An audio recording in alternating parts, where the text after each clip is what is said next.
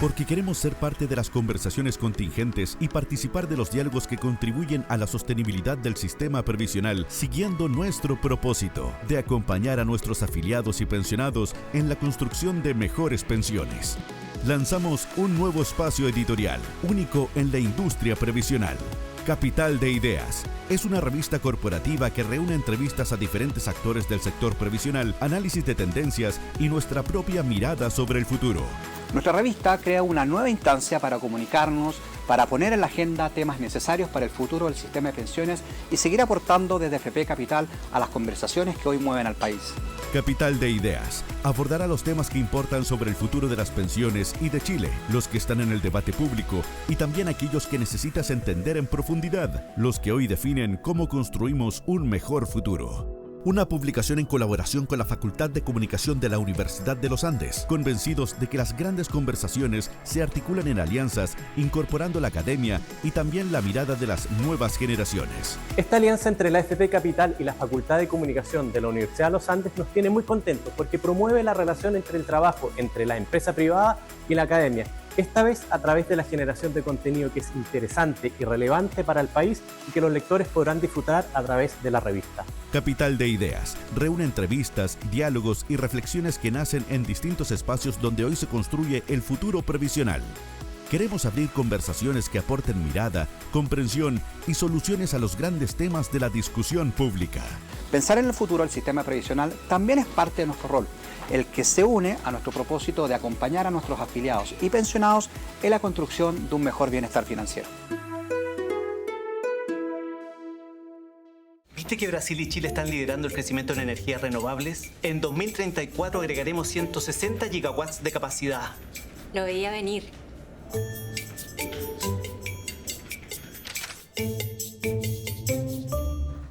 Muy buenos días a todos, bienvenidos a todos quienes están presentes y a quienes nos ven a través de la señal de df.cl y todas sus redes sociales. Mi nombre es Paula Vargas, yo soy la subdirectora de Diario Financiero y en esta oportunidad los acompañaré nuevamente en este conversatorio que hacemos en conjunto con AFP Capital. En esta oportunidad vamos a tratar un tema que se ve de alguna manera como una especie de encrucijada previsional, que son activos alternativos versus la licitación de stock. ¿Qué tensión hay entre ellos o por qué es un tema que vamos a tratar hoy en día? Es para eso que estamos aquí acompañados con un panel de expertos. Agradecemos aquí la presencia de Silvia Fernández, Country Manager de BlackRock Chile, Jaime Casasus, académico de la Facultad de Economía y Administración de la Universidad Católica, y Felipe Díaz Toro, abogado y Managing Partner de EDN Abogados. Muchas gracias y muy bienvenidos a ustedes también a esta jornada. Pero antes de iniciar esta conversación, voy a llamar a este escenario al gerente general de FP Capital, Renzo Bertelli. Por favor, Renzo, que nos va a dar unas palabras de bienvenida, así que adelante. Hola, muy buenos días a todos. Gracias a quienes nos acompañan acá presencialmente. Muchas gracias a ti, Paula, Felipe, Jaime y Silvia por acompañarnos y gracias a todas las personas que nos están viendo a través de medios digitales. La reforma de pensiones es algo que ya se está viviendo, que se está implementando. Es una reforma muy grande, lo ha dicho el superintendente en distintos escenarios. Es una reforma que incorpora nuevos actores, que crea un seguro social y que introduce cambios importantes al régimen de inversiones. Por eso nosotros quisimos hacer hoy día este evento, la encrucijada previsional, licitación de stock versus activos alternativos, porque la reforma trae un pack bastante único, que es migrar desde multifondos a fondos generacionales, donde hay definiciones de las estructuras de estos fondos, lo que se llama el glide path, que cae en manos del regulador, pero que además tiene consideraciones como definiciones de benchmark, premios y castigos, y como esto no fuera suficiente, que ya lo es, viene un tema de licitación de stock. En FP Capital estamos muy ocupados y preocupados de que la implementación de la reforma y las discusiones que se están dando a nivel nacional de cosas que se van a implementar y cosas que están por definir, sean con un único objetivo de mejorar las pensiones de nuestros afiliados. Por eso ya llevamos varios años, y en este año varios eventos, en conjunto con el Diario Financiero, tratando de traer a expertos que puedan colocar temáticas que aporten a la discusión. Por eso hoy día quisimos traer a expertos de la industria del asset management, expertos legales y también expertos de la academia que nos ayuden a colocar más información en la discusión, de modo de poder contribuir a que las definiciones y las implementaciones sean con un único enfoque de mejorar las pensiones de nuestros afiliados. Así que les agradezco mucho, les agradezco al Diario Financiero y por supuesto a nuestros panelistas, y espero que esto sea una conversación que nos aporte mucho a informarnos y también a generarnos todos una opinión. Así que muchas gracias. Muchas gracias, Paula. Gracias a ti, Renzo. Y efectivamente, este es un ciclo de charla que llevamos haciendo desde el año pasado para, desde el punto de vista técnico, siempre analizar y aportar al debate, no solamente en la construcción de lo que fue la reforma, sino también ahora este año, a partir de hace 6 meses atrás, un poquito más ya, que partió su implementación.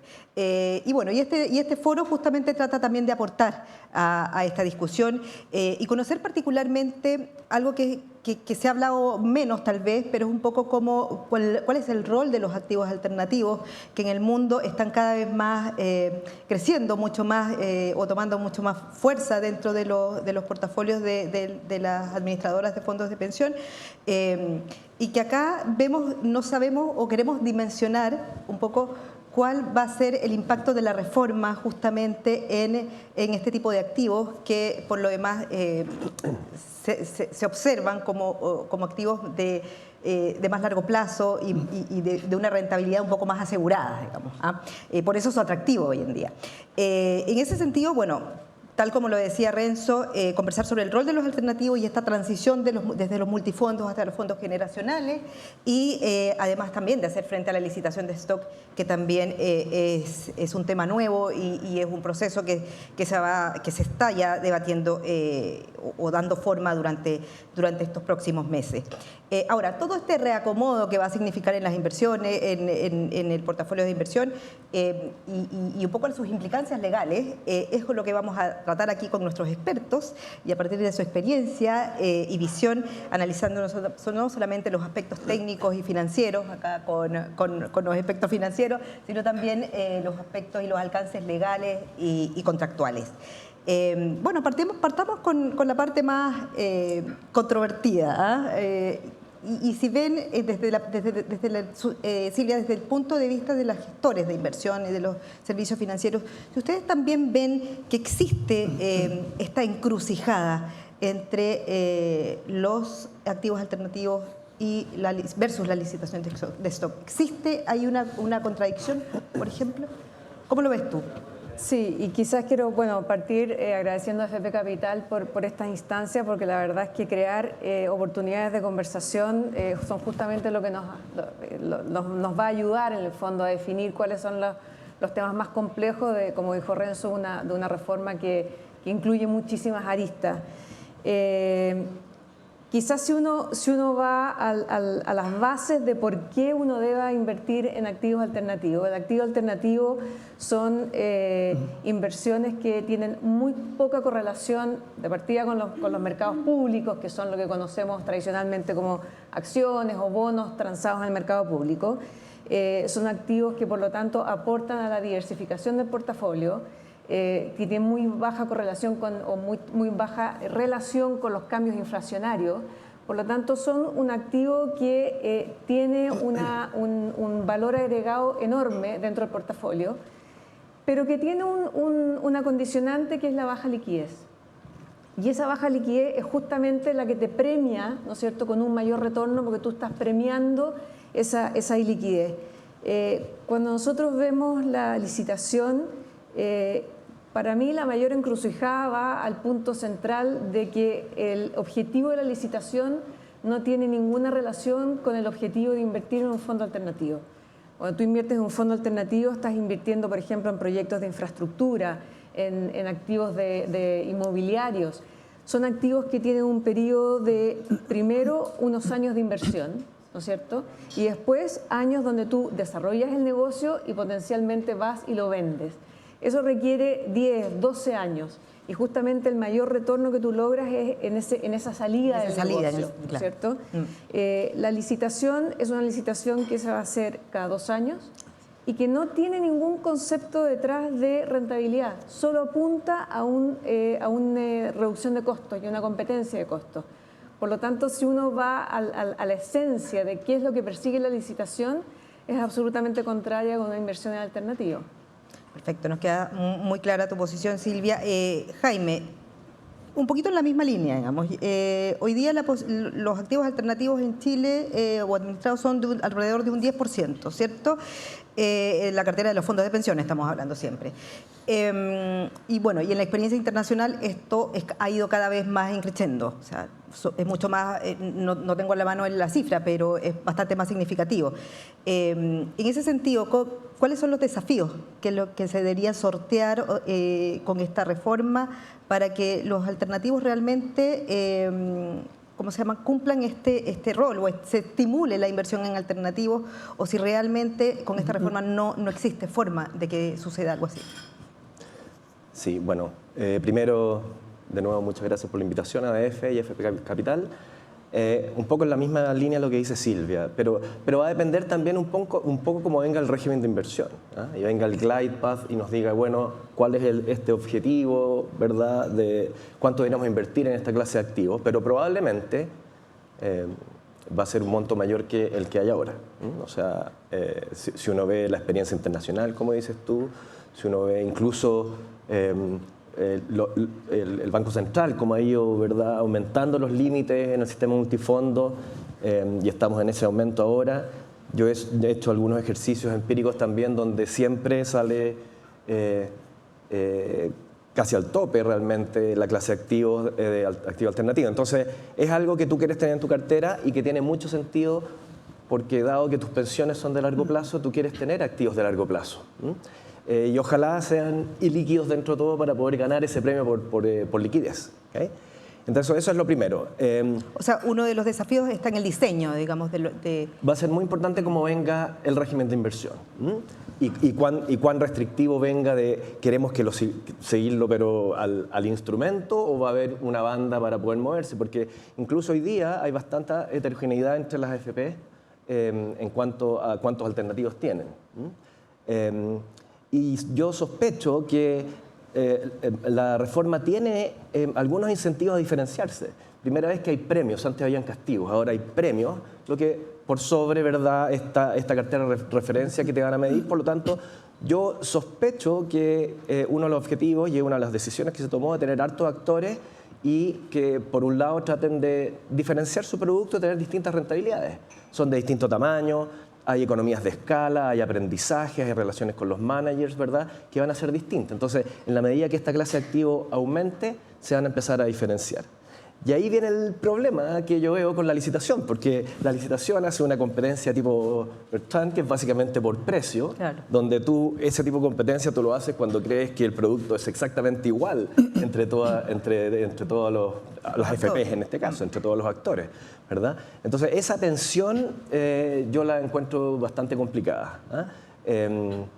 Podemos ir hablando después, pero ese mismo mecanismo yo creo que es un riesgo justamente para la diferenciación que se busca. O sea, hay algún escenario que es posible que terminen tal vez pocas AFP, todas estandarizadas, buscando bajo costo y no tratando de aprovechar estas oportunidades. Y eso puede tener otros efectos que vamos a verlo posteriormente. Eso, por supuesto, puede. Muchas gracias, Jaime. Felipe, yo voy a tomar el micrófono, porque para este lado no me funciona.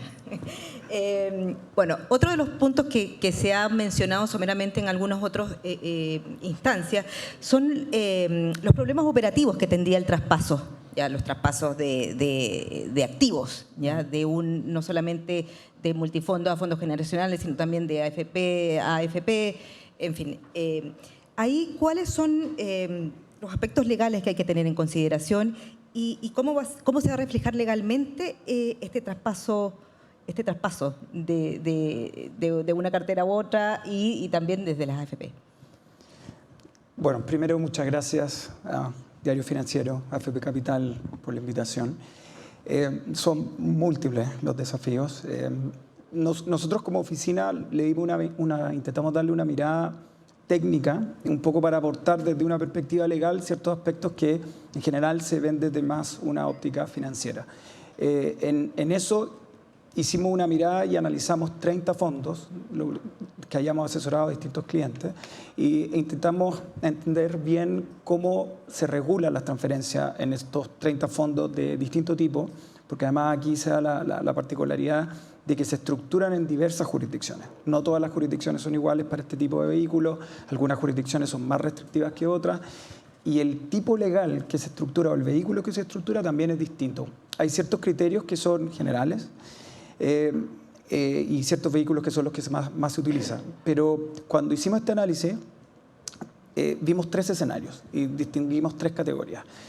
Había una categoría que establecía un pre-consent, que era un preacuerdo que de alguna manera permitía hacer esta potencial transferencia, si estamos hablando de transferencia de multifondos, fondos generacionales, sin tener que cumplir con un sinnúmero de requisitos operacionales para poder operarla. Después vimos un segundo escenario, que era el escenario en donde está la mayoría de los casos, que era el escenario considerado como un affiliate transfer, que es una transferencia a una parte relacionada, y que eso refleja o se podría entender como una transferencia simplificada, y que son menos los requisitos regulatorios o procedimentales para poder implementarla, pero hay ciertos temas que también hay que tener en consideración. Y un tercer escenario, que es el escenario de una transferencia, un proceso de transferencia estándar, y que ahí hay un sinnúmero de requisitos que va a estar fiscalizando el manager para ver que se cumplan y permitir esta transferencia. En esos 3 escenarios intentábamos ver, dónde se está ubicando, y de estos 30 o 40 fondos que vimos y que observamos, cómo los podemos categorizar. Y ahí vimos que efectivamente la gran mayoría estaba en si consideramos una transferencia multifondo, fondo generacional, dentro de esta categoría de un affiliate transfer.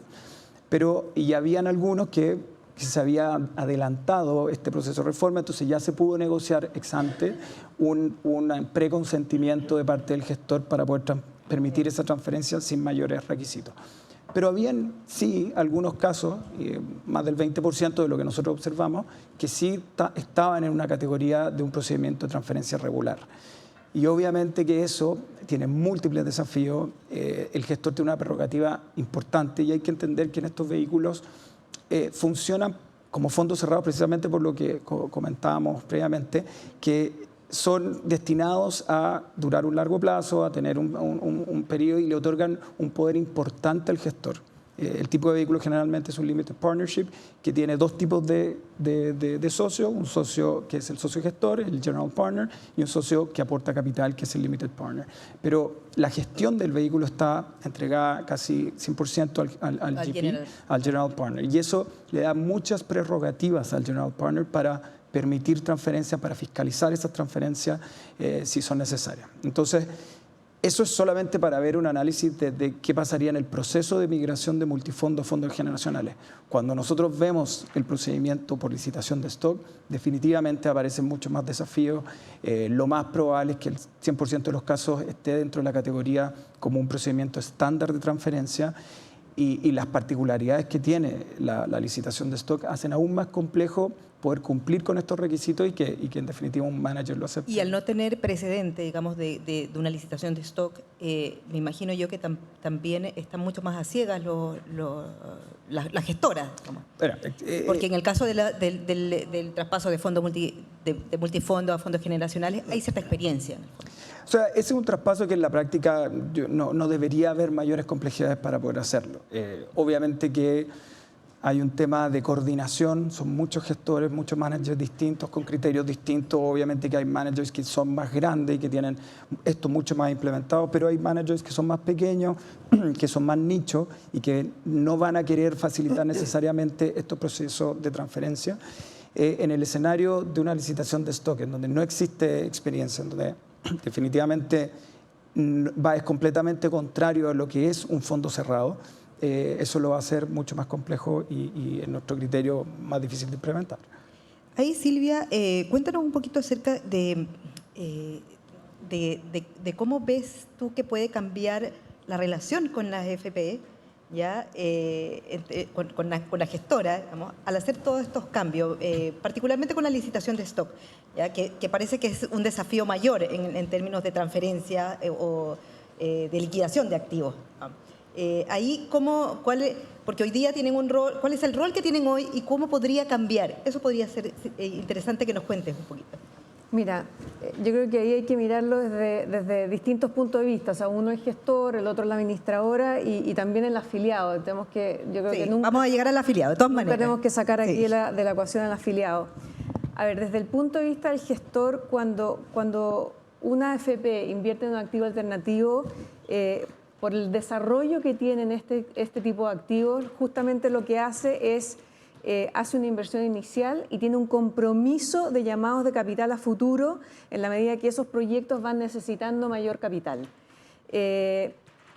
Cuando nosotros traemos una licitación de stock a la ecuación, aquí estamos hablando de que ese sujeto de crédito para efectos del GP, ¿no es cierto?, que va a requerir llamados de capital en el futuro, va a cambiar.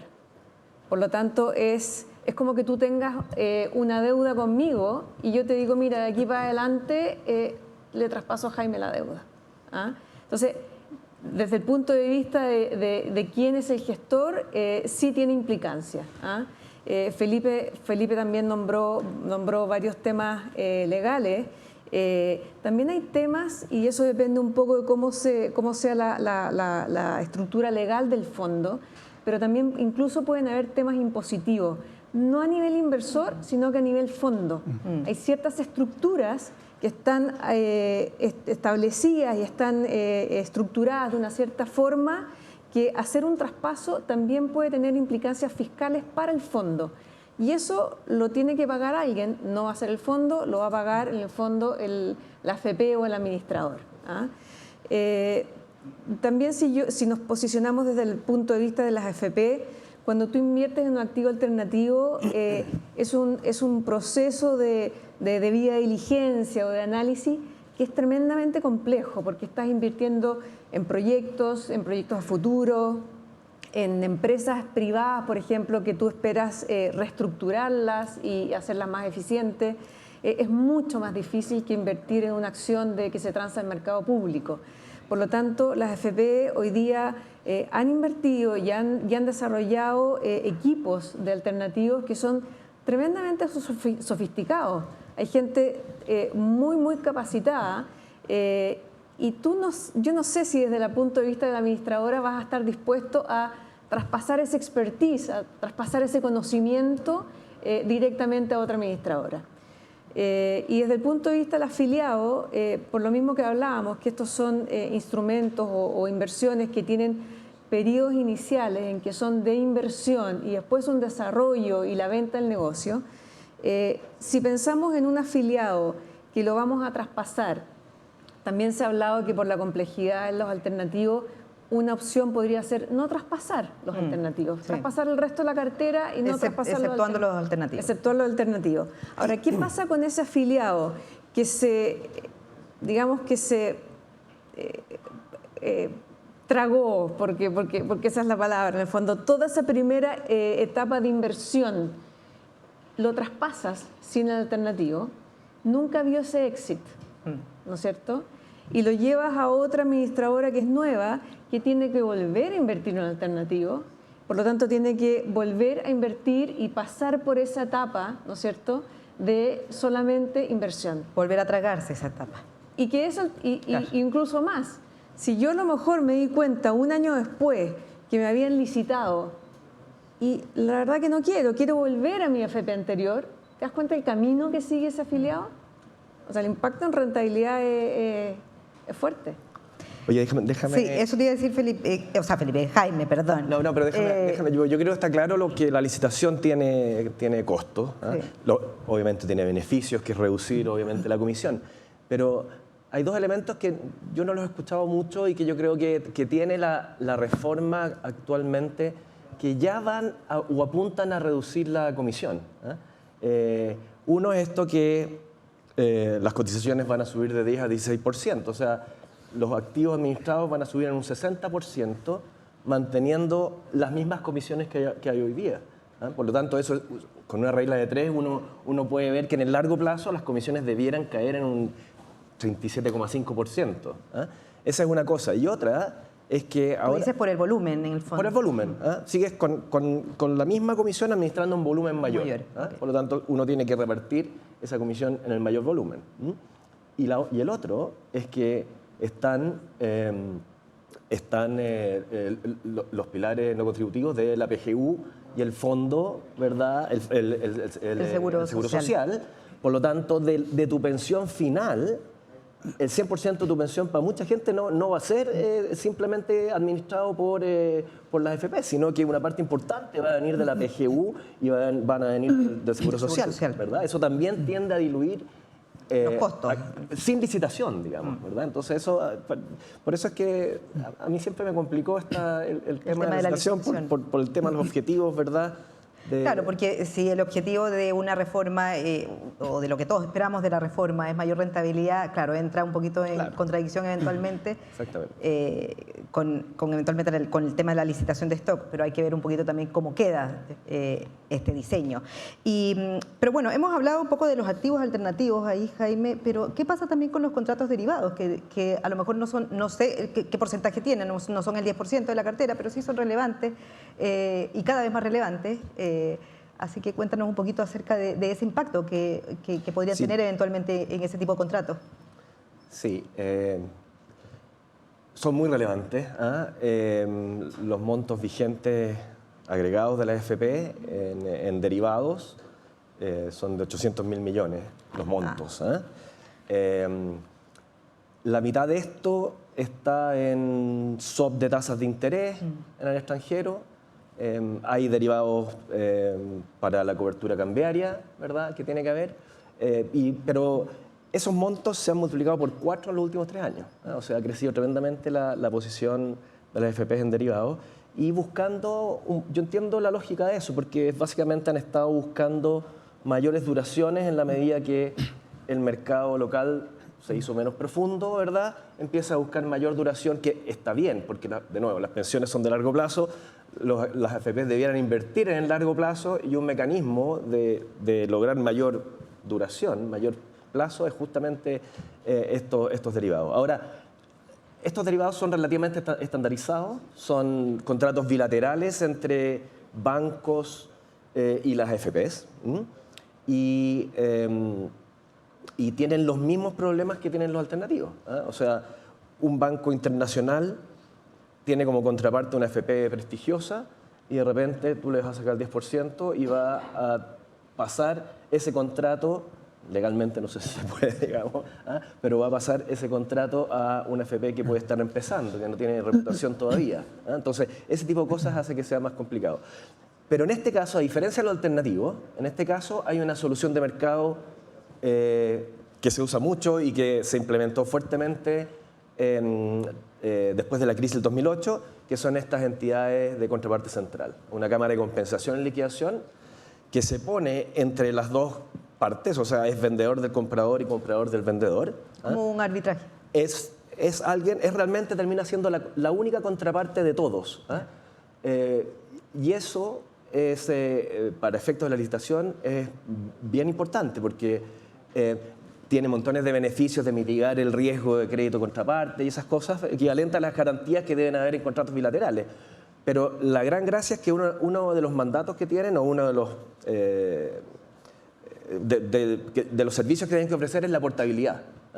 Y la portabilidad es exactamente lo que estamos buscando. O sea, porque cuando tú tienes una contraparte, es muy fácil llegar a desenchufar, ¿verdad?, a esta persona y ponerla al otro lado, ¿verdad? Pues simplemente las FPs tienen solamente como contraparte esta contraparte central. Entonces, como yo veo que hay una solución de mercado re interesante, internacionalmente está el CH en Londres, está CME en Estados Unidos, en Chile está Comder, que yo conozco muy bien porque soy parte del directorio, por eso he estado metido un poco en este tema.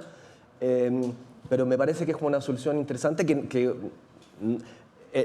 no se puede aplicar alternativos, obviamente, porque tú necesitas precios día a día para las garantías, los márgenes. Pero por el tipo de instrumento... Por el tipo de instrumento, me parece que los derivados tendrían esa salida. Tienen una salida. Interesante. Felipe, preguntarte un poquito, porque lo mencionaron anteriormente. ¿Existen argumentos técnicos o legales para que un general partner pueda negar una referencia de activo? Sí, bueno, ya lo empezábamos a comentar, Silvia algo ya abordó. Efectivamente, hay muchos criterios que Quizás si los separamos en algunos aspectos que son más técnicos, regulatorios, que podría tener el gestor, el manager para poder oponerse a una transferencia. Y hay algunos criterios que son un poquito más subjetivos que cuando uno revisa la documentación llama la atención de que siempre hay una frase que de alguna manera le da la facultad al gestor para decir si es que a criterio razonable del gestor considera que esta transferencia puede ser perjudicial para el resto de los inversionistas, él va a denegar la transferencia o puede oponerse a esa transferencia. Entonces, podemos ver oscilar como esta discrecionalidad del gestor, desde una discrecionalidad que es absoluta, a una discrecionalidad, dependiendo del tipo de transferencia en las categorías que les mencionaba antes, a una discrecionalidad de que no puede oponerse si no es fundadamente. Pero hay criterios regulatorios y eso también va a depender de qué jurisdicción estamos hablando. Hay normativas específicas en Estados Unidos que permiten ciertas exenciones a los fondos de acuerdo al número de aportantes. Entonces, si se va superior a ese número, el fondo puede estar recategorizado en un vehículo distinto que lo hace perder ciertas prerrogativas tributarias favorables, etc. Existe cierta normativa en Europa también por IFMD que establece específicamente hacia qué tipo de inversionista tiene que estar este vehículo distribuido y si por licitación de stock llega una participación muy menor a ese inversionista que no le permite estar dentro de esa categoría, el vehículo también podría ser afectado en su categorización. Hay otros criterios que también nosotros vemos en términos de cómo poder entender el vehículo o la contraparte que entra, si podría considerarse como un competidor, hay un sinnúmero de criterios que lo hacen relevante para que el gestor pueda determinar, de acuerdo a esta cómo oscila su discrecionalidad, en que definitivamente acepte o no la transferencia. Claro, y eso me imagino yo que tiene sus consecuencias en el fondo. Silvia, hablamos de la problemática, de cómo puede afectar a las distintas partes, digamos, la licitación de stock y cómo los alternativos se mueven, digamos, dentro de ese escenario. Pero, ¿hay una salida? Así como Jaime nos planteó alguna salida para el tema de los contratos derivados, en el caso de los activos alternativos, ¿hay alguna forma o alguna salida para que la licitación de stock no entre en colisión con los alternativos y su objetivo final, digamos? Sí, mira, a ver, más que una salida, yo creo que, y lo mencionó Renzo al principio, esta es una reforma que el país lleva décadas esperando, ¿no es cierto? Pero tiene muchos ángulos. Jaime comentó también que efectivamente por un aumento de la contribución va a disminuir el costo. O sea, ya se están atacando diferentes problemáticas que existen a través de algunas de las implicaciones de la reforma. Ahora, yo creo que lo principal aquí es la mesura. Tener precaución, porque creo que estamos tratando como país de hacer muchísimos cambios en corto tiempo. Si nosotros pensamos objetivamente en transicionar hacia fondos generacionales, que va a implicar ya, va a depender, como dijo Jaime, del régimen de inversión, pero de todas maneras va a implicar un cambio en los portafolios. Va a haber un impacto en el asset allocation que tienen hoy día las FP, y no olvidemos que hoy día hay un porcentaje importante de los afiliados que no está en el fondo que le corresponde por edad. O sea, cuando tengas que traspasar a lo mejor a ese afiliado de 30 años que hoy día está en el fondo D, al fondo que efectivamente le corresponda por edad, hay un movimiento del portafolio que no es menor.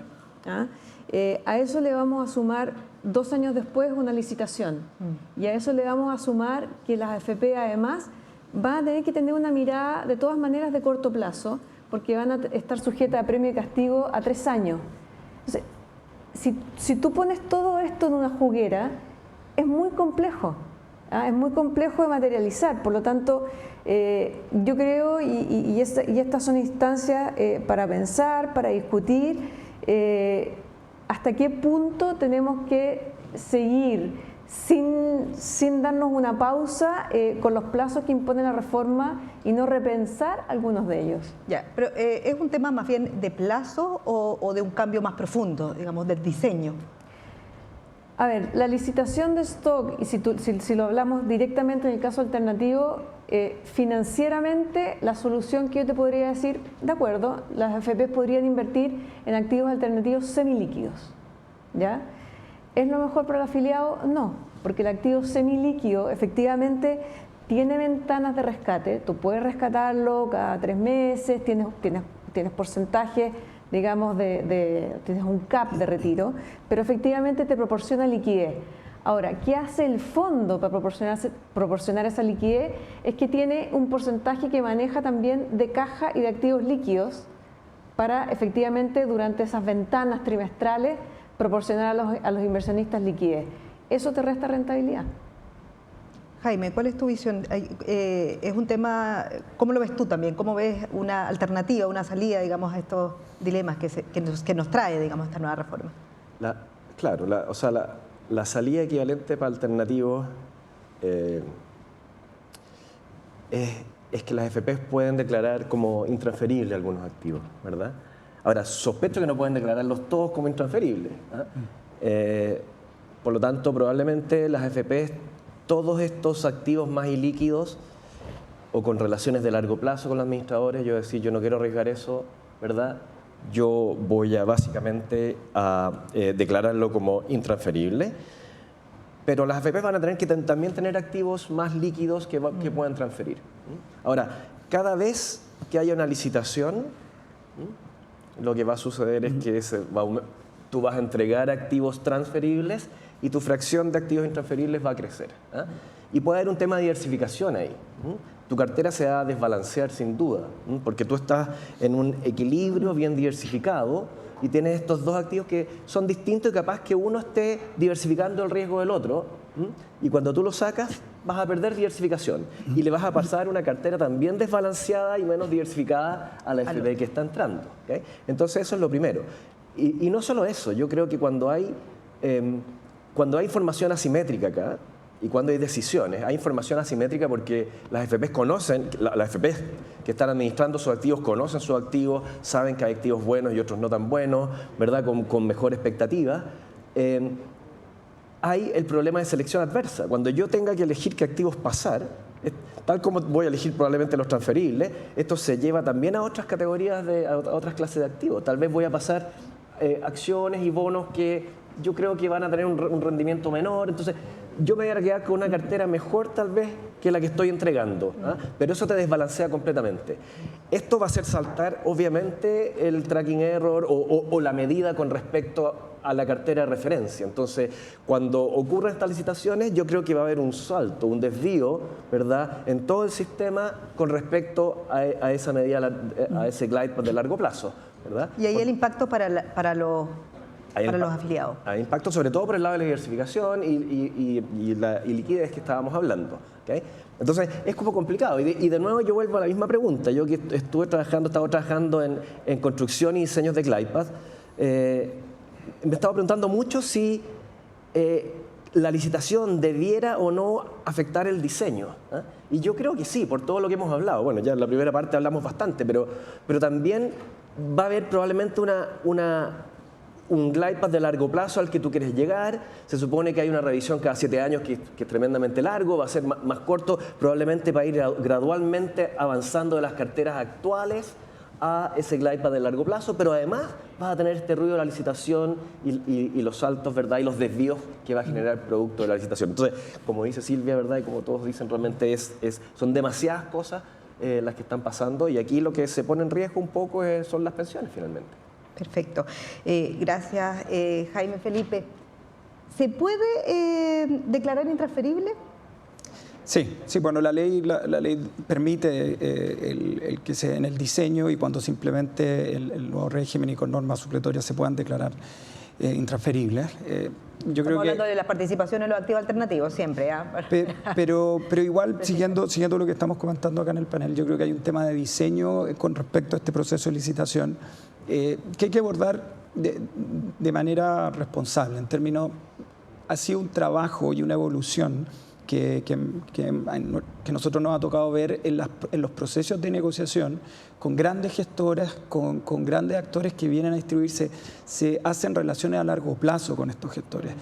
y se ha podido también ir mejorando cada día más los procesos de negociación. Cuando se comenzó en las primeras, nuestra normativa es bien estricta respecto a qué cosas deben estar contractualmente reflejadas en un proceso de inversión de un fondo de pensiones en activos alternativos. Y esos procesos muchas veces no conversaban necesariamente con la práctica y con lo que significa un fondo privado, pero a medida que el tiempo fue pasando, que los equipos se fueron sofisticando y que los gestores fueron entendiendo nuestra normativa, se fue generando esa posibilidad de mejorar y de tener mejores condiciones para poder invertir. Eso es algo que se ha ganado con el tiempo y en definitiva todos estos procesos que vienen a ir un poco en contra de lo que significa la lógica de, en el caso particular de activos alternativos, de cómo negociarlo, de cómo implementarlo, va erosionando la posibilidad de poder recibir esos grandes gestores que muchas veces destinan o hacen vehículos específicos para un actor y que obviamente que si por licitación de stock esa esencia de ese un vehículo particular que se generó por un actor no va a existir. Otro tema importante quizás que vale la pena mencionar son qué pasa con los side letter rights o cuando uno negocia vía side letter y uno logra obtener ciertas prerrogativas para los que no están tan al tanto.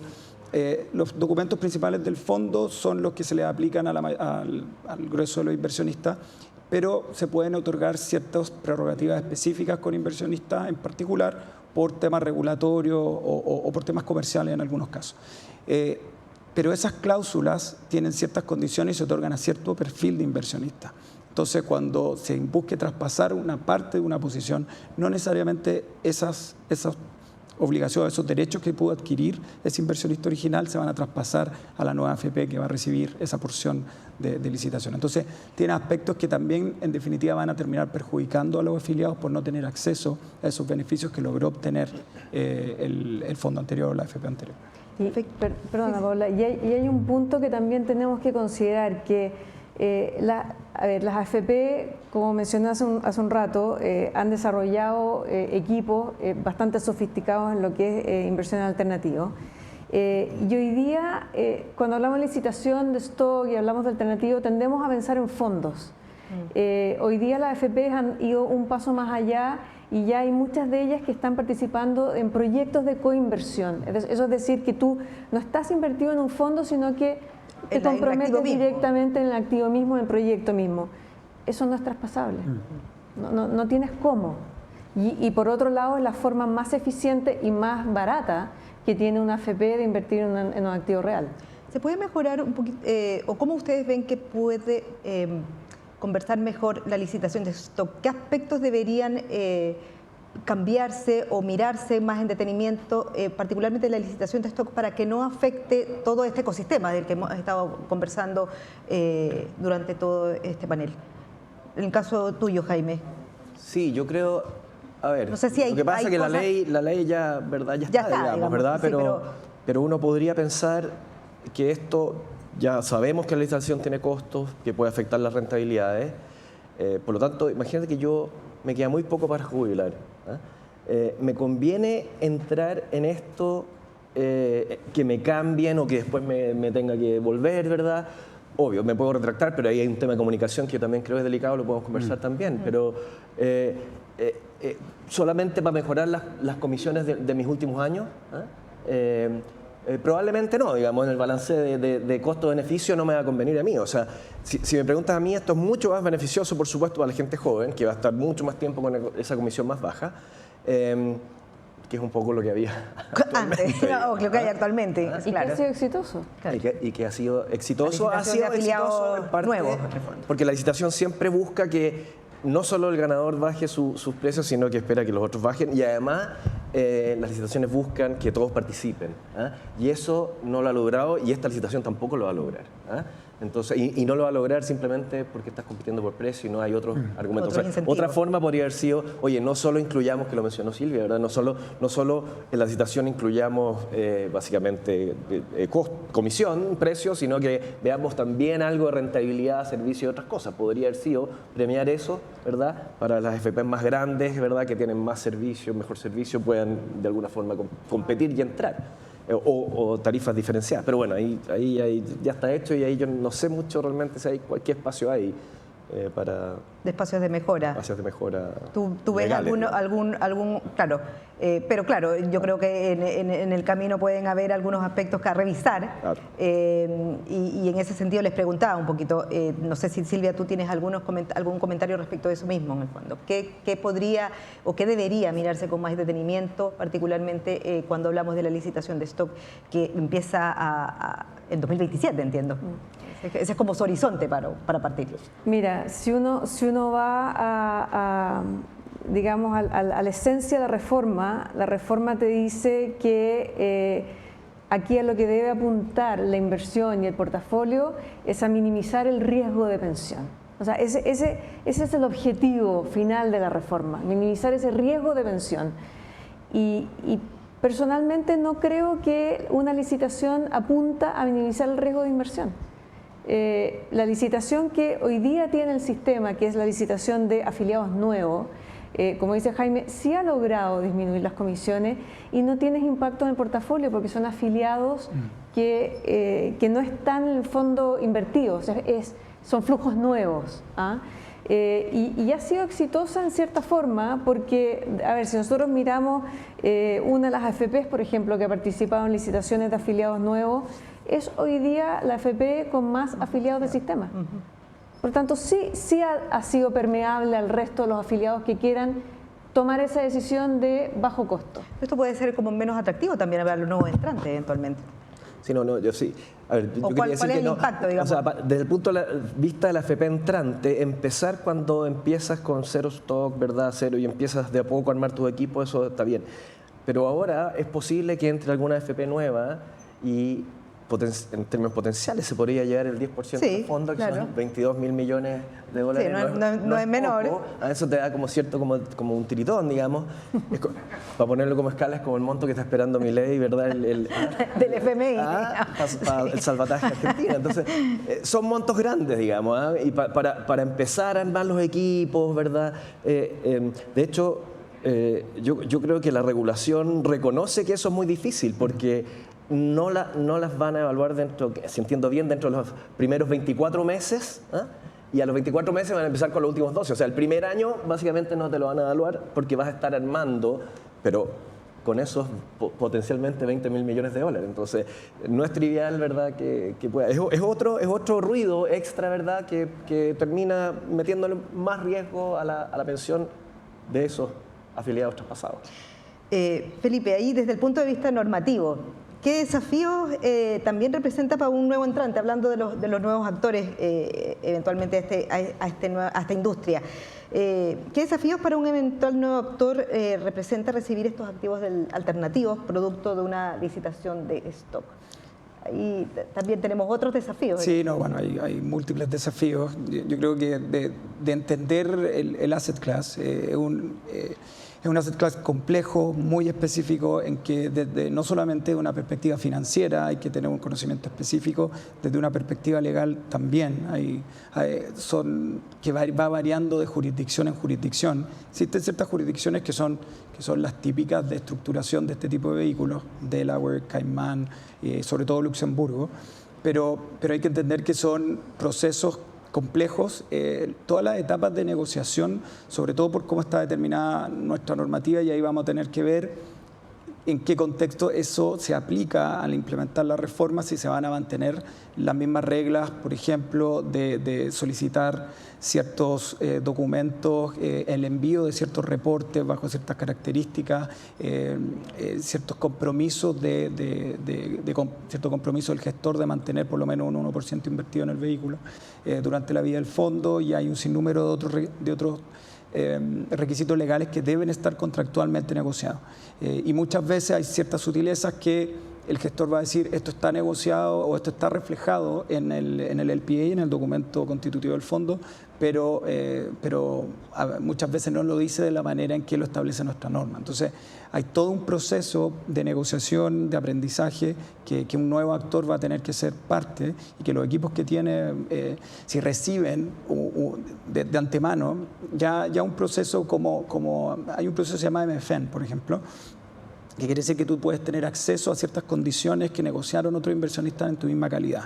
Entonces el gestor te va a enviar un sinnúmero de cláusulas que negoció con otro actor en tu misma condición para que tú puedas escoger cuál se te puede aplicar también. Entonces, pero hay que entender esas cláusulas, hay que entender cuáles son los beneficios y cómo se te puede aplicar. Entonces es un tema muy sofisticado que requiere de equipos que tengan experiencia en el tema, que al final, si tú lo recibes de un día para otro, no solo pensando en entender el asset class que estás recibiendo, pues no es lo mismo recibir una inversión en private equity que en real estate. Entonces, es importante entender cómo funcionan los documentos, cómo funcionan las jurisdicciones y la regulación en torno a eso.